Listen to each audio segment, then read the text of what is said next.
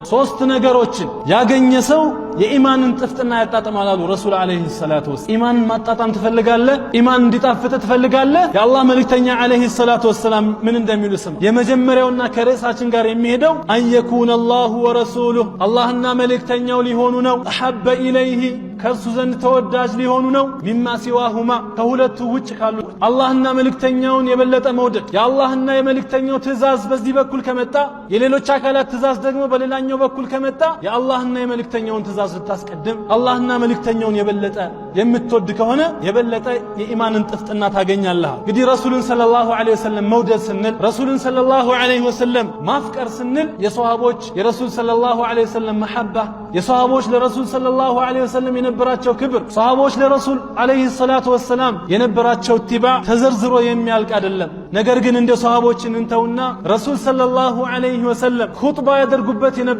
ጉቶ እንጨት ለብዙ ዓመታት ረሱል ሰለላሁ ዐለይሂ ወሰለም ተደግፈውት ኹጥባ ሲያደርጉ ከቆዩ በኋላ የአላህ መልእክተኛ ዐለይሂ ሰላቱ ወሰላም ሚንበር ሲሰራላቸው ነቢያችን ዐለይሂ ሰላቱ ወሰላም ወደ ሚንበር ወጡ። በዛ ሰዓት ይህ ጉቶ ምን አለ ትላላችሁ? ረሱልን ሰለላሁ ዐለይሂ ወሰለም በመናፈቅ ረሱልን ሰለላሁ ዐለይሂ ወሰለም በመውደድ በሸውቅ ስቅስቅ ብሎ ያለቅሳል ይሄ ጉቶ።